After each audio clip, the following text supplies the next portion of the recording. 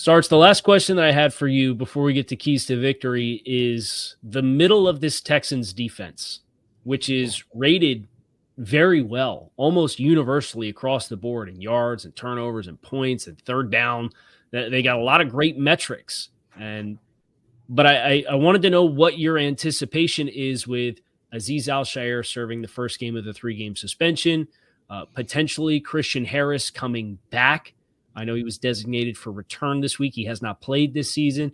But then also Jalen Petrie, who spent a lot of time in the nickel, announced he was going to be out for the rest of the season with a partially torn pec. How do you expect that personnel to shake out? And how does Houston try to navigate some interruptions there with that middle of their defense?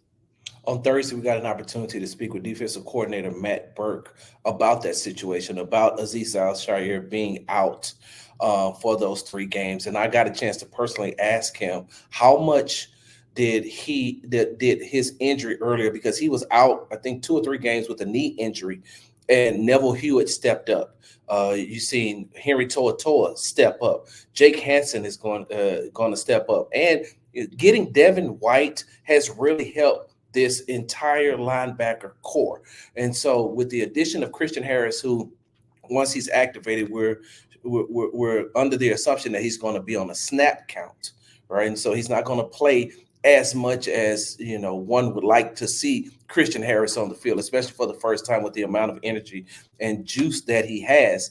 But having gone through a similar situation of playing without Azeez already has prepared them to be able to be without him for the next 3 games. Now, the biggest loss is Jalen Petrie, because as soon as they moved him this season to that slot corner position, he thrived. He's also very effective in run stoppage. He's like the extra linebacker that you have. He's one of those guys who loves to hit, who loves to tackle, but doesn't mind going out and pass coverage. He's also one of the guys who helped create a lot of turnovers for the Houston Texans. And so he's going to be missed in that aspect. But the fact that Jimmy Ward played that same position when he was in San Francisco under DeMeco Ryans, DeMeco knows exactly what he's going to get from him. And not only will he play that position, but you're also able to slide in Miles Bryant, who that's his natural position. You may not get the same productivity out of those two that you have been getting from Jalen Petrie this year, because he's been playing phenomenal. He stays healthy. He's definitely a Pro Bowl candidate. And missing him and his leadership and just his natural knack and ability to be on the field, I think that that's where they're going to have to make the biggest adjustment there instead of making that big adjustment as far as the linebackers are concerned. And no matter what, getting Christian Harris back, no matter how many snaps they have him on the field at the linebacker position, it's an addition, because he's one of those guys that later on in the season last year, you could tell that whatever Coach DeMeco Ryans was telling him from not only a head coaching position, not only from a defense coordinator position, but I've played your position before in the NFL and I was very good at it. Listen to what I'm saying. We all remember him, the clip going around of DeMeco talking to him during the Cleveland game about a play that was about to happen, and then it ended up being a pick 6 for Christian Harris. So just his presence on the field will help out a whole lot. Sarge, let's get into keys to victory here. And I don't think I've got 3. I don't know that any of them will necessarily surprise you, because we touched on some of the talking points. It's funny that it came up, but running schemed pass rush at the left guard spot was the first one that I had on my list. The Dolphins, the way that they got pressure on Aaron Rodgers this past week was to run twists with either the end and the tackle or the 2 tackles on the inside where you're running picks. You're trying to create overcommitment with the first slashing player across your face and then loop somebody else around the backside to get that interior pressure in CJ Stroud's face and try to disrupt the timing for CJ Stroud. I think that's a big piece of the puzzle for the Dolphins and their ability to have success. I would love to see this team stay in nickel as much as possible. They played a lot of base against the New York Jets, and it certainly helped with their ability to kind of set the front But what that did on the back end was it left a lot of extra space and voids for the backs and the tight ends underneath. And when you got backs like Joe Mixon, who can catch the ball, and what he's capable of doing is an all-around threat, and Dalton Schultz has proven his resume as a volume player at times throughout the course of his NFL career, and obviously has earned himself a nice contract in Houston after some time in Dallas.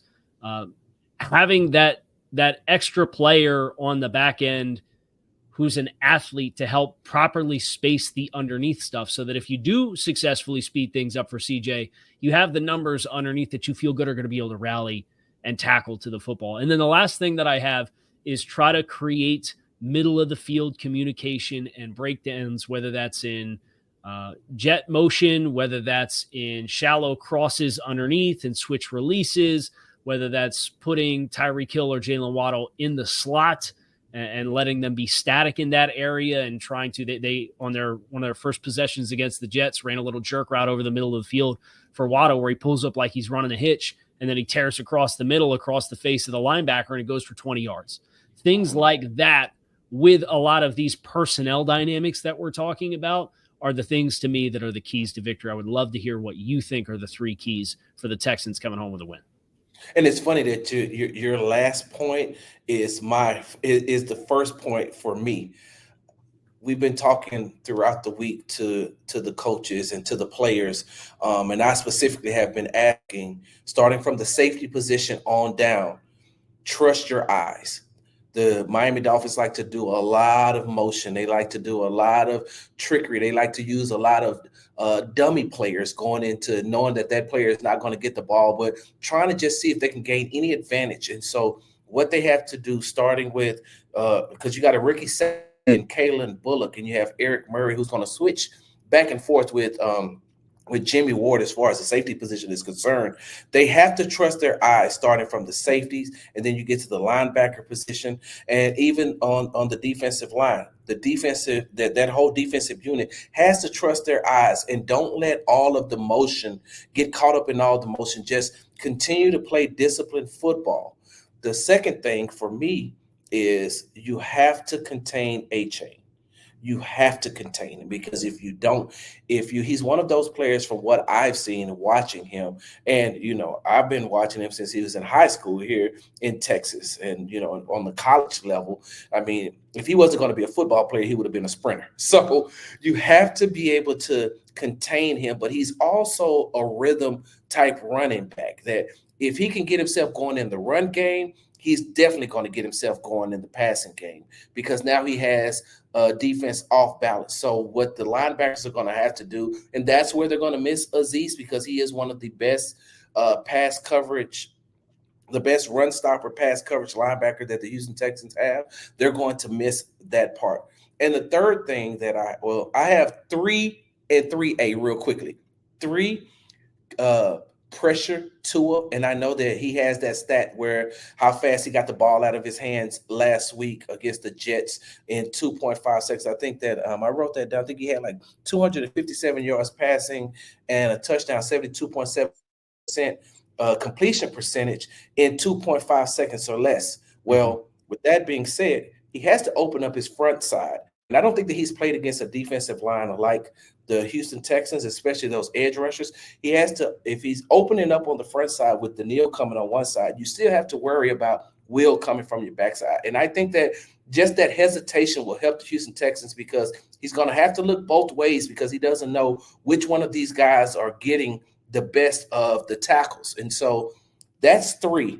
Put pressure on Tua, make him make mistakes. And 3A, you just need CJ and Nico to play catch, because if they start playing catch with each other, if they get into a rhythm, it opens it up for Tank. It opens it up for Dalton. It opens it up for Joe Mixon. It opens it up for John Mechie, who they're going to use a lot more this week against the Miami Dolphins. And they know that the Miami Dolphins coming in here, they're 4-1 in their last 5 games. They know that if they get over this hump of beating the Texans, then who do they have left? I think the 49ers, the Browns, and then the Jets. And so that's 3 teams under 500. So the Texans know what they're up against. And so those are my keys to victory.